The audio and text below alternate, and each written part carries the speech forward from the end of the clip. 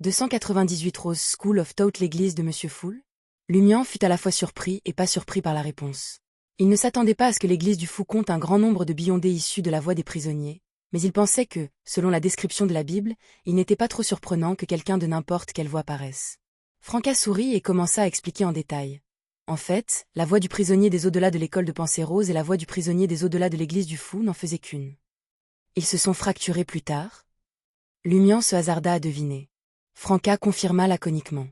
L'école de pensée rose est une organisation incroyablement ancienne, dont l'histoire s'étend sur plus de 2 millénaires, antérieure même à la 4e époque, avant le cataclysme. Plus de 2000 ans. Lumian était étonné. Lorsqu'il avait appris que l'ordre de la Croix de fer et de sang avait été créé il y a seulement 200 à 300 ans, il l'avait considéré comme ancien. Mais comparé à l'école de pensée rose, l'ordre de la Croix de fer et de sang ressemblait à un enfant qui n'avait même pas fréquenté l'enseignement obligatoire. Franca a poursuivi. L'école de pensée rose était à l'origine une organisation orthodoxe du continent sud. Elle dirigeait la vallée de Paz et les Starry Glands, où le gouvernement et l'Église ne faisaient qu'un, jusqu'à l'invasion des pays du continent nord. Lors de l'invasion, ils ont perdu leur pays et sont entrés dans la clandestinité, devenant clandestins. D'une part, ils ont résisté aux colons et ont tenté de les expulser du continent sud. D'autre part, ils ont fréquemment provoqué des actes terroristes sur le continent nord. Et cela n'a en fait eu aucun effet sur leur résistance à la colonisation. Au lieu de cela a suscité la haine des peuples de divers pays. Bien sûr, leur objectif principal n'est peut-être pas celui-là. Peut-être est-ce uniquement par sacrifice de sang et certains rituels. Comment se sont-ils fracturés? Lumian était plus préoccupé par cette question. Franca fit tranquillement 2 pas dans le salon. La Rose School of Thought a des croyances différentes depuis des siècles. Leur principe fondamental tourne autour de l'idée que la volonté naît de divers désirs, capables de remodeler la réalité et de réaliser des exploits incroyables. Pourtant, il existe une divergence dans la façon dont ils abordent ces désirs. Certains adhèrent à l'indulgence, embrassant des envies passionnées à tout moment, recourant même à des rituels sacrificiels sanglants ou primitifs pour renforcer leur volonté. D'un autre côté, la faction de la tempérance, travaillant à partir des noms des potions, prône la suppression des désirs, les gardant refoulés dans leur cœur, ne les libérant que dans les moments critiques pour libérer des forces formidables. Par conséquent, une faction est connue pour son indulgence, tandis que l'autre est la faction de la tempérance. Prisonnier. Lumian fit écho silencieusement au nom de la potion séquence 9 et réfléchit. Je pense que la faction de la tempérance a raison. Toute personne sensée penserait la même chose. Après tout, le corps est comme une cage pour le cœur, et le monde est une cage pour le corps. La folie doit être maîtrisée et les désirs doivent être maîtrisés, a ricané Franca. Mais il y en aura toujours quelques-uns avec quelques vices desserrés. Après l'indulgence, il ne reste plus que la folie. Ils arriveront à peine à conserver leurs facultés de base. Pas étonnant que le loup-garou ait réagi de cette façon. Il semble qu'il appartienne véritablement à l'école de pensée rose. Si les autres dans leur rang partagent son état d'esprit, cela ne fait que confirmer leur force. Survivre jusqu'à ce jour sans esprit exigerait une force remarquable. Les pensées de Lumian étaient à la fois moqueuses et vigilantes. Franca regarda par la fenêtre, regardant la lumière du jour devenir plus brillante, et dit « Au début, la faction de l'indulgence et la faction de la tempérance se toléraient à peine. Si vous m'ignorez, je ne me mêlerai pas de vous ou des personnes que vous protégez. Mais plus tard, la faction de l'indulgence a commencé à prétendre que le dieu enchaîné, en lequel les 2 factions croient, est en fait l'incarnation d'un dieu maléfique. Un dieu maléfique. Cédant au désir. Le front de Lumian se plissa alors qu'il cherchait une confirmation. Arbre mère du désir? Oui, sourit Franca. Quelqu'un que vous connaissez, ou plutôt une divinité que vous connaissez. Non, je ne veux pas du tout la connaître. L'école de pensée des roses croit réellement en l'arbre mère du désir. L'enquête du loup-garou sur les informations de la mafia de Savoie semble plus compliquée que je ne le pensais. La Bliss Society a-t-elle un lien avec la Rose School of Thought? Où cache-t-il ces informations? Lumian tomba profondément dans ses pensées. Franca soupira sincèrement et dit « Les pouvoirs liés au désir peuvent être très utiles, mais pourquoi ne peuvent-ils pas être utilisés dans le bon but? La faute au dieu maléfique. » Lumian prévint son compagnon. « C'est mieux si tu n'essaies pas. » Franca a souri d'un air penaud et a dit « Je sais toujours ce que je peux essayer et ce que je ne devrais pas. Je comprends mieux que vous les dangers posés par les dieux maléfiques. » Oui, plus tard, la faction de l'indulgence a lancé une attaque surprise contre la faction de la tempérance et lui a infligé de graves blessures.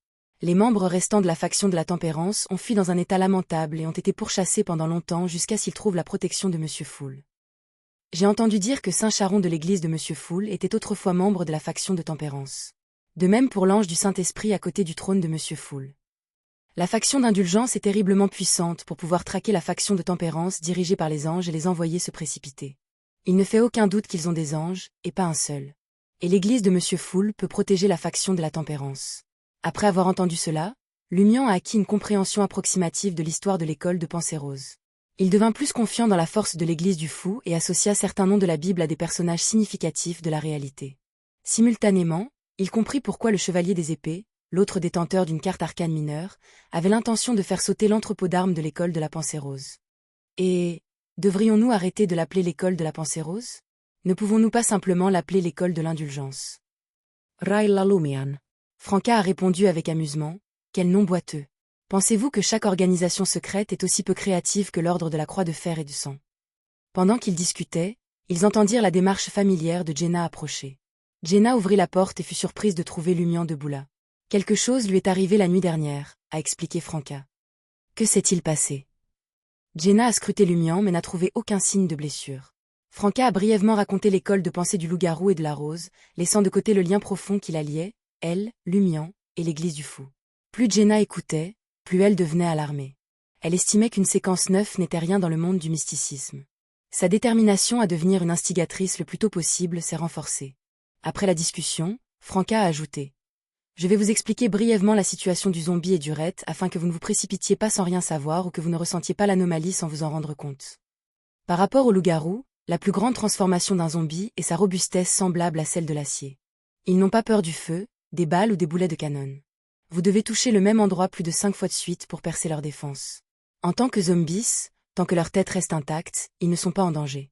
Ils maîtrisent également les sorts de décomposition, de gel et de mort qui peuvent réveiller et contrôler les fantômes et les cadavres. Un ret peut librement se transformer en spectre. Ils n'ont plus de corps physique et n'ont plus peur des dommages physiques. Leurs capacités de lancement de sorts sont considérablement améliorées. Ils peuvent même vous posséder de force, prendre le contrôle de votre corps et vous obliger à vous suicider. Après être entrés dans les tarettes, ils peuvent traverser différents miroirs et les utiliser pour se cacher. Même si vous activez votre vision spirituelle, il est presque impossible de les voir directement. Si vous rencontrez quelque chose de similaire à un poltergeist, vous ne devez pas être négligent. Vous devez considérer la possibilité d'avoir affaire à un vrai ret. Lumian a écouté attentivement et a réfléchi avant de dire. Les attaques ciblant l'esprit sont-elles plus efficaces contre les zombies et les spectres? Oui, je recommande les capacités du domaine soleil, dit Franca avec un petit rire. Cependant, je vous suggère de courir si vous le pouvez face à un tel ennemi. Si vous n'y parvenez pas, demandez de l'aide rapidement. Lumian n'a jamais trouvé embarrassant de demander de l'aide. En manifestant son accord, il propose une nouvelle idée. Ils sont tous membres de la faction de l'indulgence. Ne serait-il pas préférable de traiter avec eux en utilisant une capacité à influencer les désirs? Si tel était le cas, l'objet mystique fabriqué à partir de Shadow Branch serait utile. Lumian n'avait pas encore contacté Madame la magicienne. Il prévoyait d'attendre que Monsieur K le récompense avant de décider quelles caractéristiques de Beyondé du domaine correspondraient à la branche de l'ombre.